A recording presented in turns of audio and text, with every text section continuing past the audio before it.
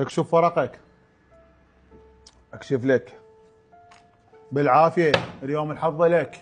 مدمن يومي حاكي هاي الحكايه، روح اتقوى وتعال.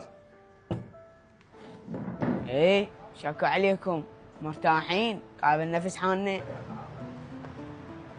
اقول لك يا بيه، هذا الجبل حيظل كل ما نفوت يبوع علينا صفوح. اوف ابني ما عليك بيه. يابا لي وين راح نبقى هيجي؟ دبا على اخوك دا يلعب بالفلوس لعب واحنا كاتلنا الفقر. يعني هذا الموضوع احنا كل ما نسده نرجع نفتحه؟ لك ابني انا مالي علاقه بيه، عسى ده يلعب بالفلوس لعب، انا مقتنع برزقي. زين بس اسالك سؤال، هو اخذ الورث وانت تقول ما اريده، زين ليش؟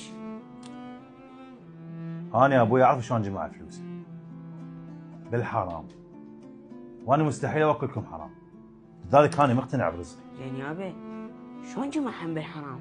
جدك مات والناس تدعي عليه، وعمك هسه يتبع نفس الاسلوب اللي اتبعه ابوي، عايش بالحرام بالحيله. زين يابا سولف لي شلون جمعهم؟ اقول لك يا بيه، هاي البارحه وصلتني كرتونه مال ايفونات، بس 3/4 بطاريات الناسيه. احنا يوميا راح نظل على هذا الموال، افتحن علي بطاريات وبيحن. بس حسابك يابا، غير انا اخذ رايي قبل لا اشتغل بيهن، هسه راح افتحن واعليهن. يابا بس هذا اللي تسويه ترى حتى الله ما يرضى بيه. حسك ما سمعه، هاي الشغلات لا تتدخل بيها، امشي جيب لي شاي. يابا انت ليش ما تتفاهم؟ يعني اذا قلت للزبون البطاريه ناصيه مو احسن ما تغشه؟ ترى لحيته هوايه، وروح شوف لك شغله اذا ما يعجبك الشغل هنا، بس من تطلع من هذا المحل ما تجيني على دينار بعد. والله انا صار لي هوايد افكر بهذا الموضوع. هذا التليفون وايد سويت سيارتي، العفو سيارتك لين جبتها من فلوسك، واللي يشتغل وياكم معروف وش نهايته شنو، ايمان لا. ياسين شنو تصرفات مال اطفال؟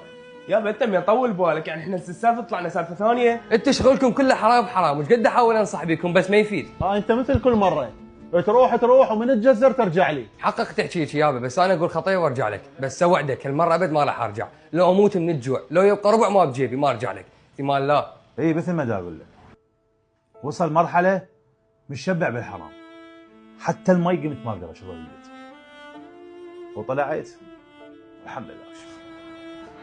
السلام عليكم، شلونك عمي طه؟ هلا عمو ياسين. بس دير بالك خاف ابوك دي يبوع عليك. خليه يبوع عليه ما يهمني بعد، انا طلعت من يمه. ليش شكو ايش صاير؟ تعال اقعد سولف لي. ياسين شو مو على بعضك؟ والله يا الجبل العيشه كل صعبه، وخاصه لقمه الحلال. ابني سولف شكو ايش صاير؟ قوم جبل جيب لنا طاسه شاي تعال. منين اجيب شاي؟ ابو علي عافية كمبر وصحته مو تمام، ولا يموت لو يعيش. والله يا عمو طه انا دائما احكي بيك، اقول عمو طه يفتهم لين طلع من هاي العائله، فيوت جدي لعنه. اسمعي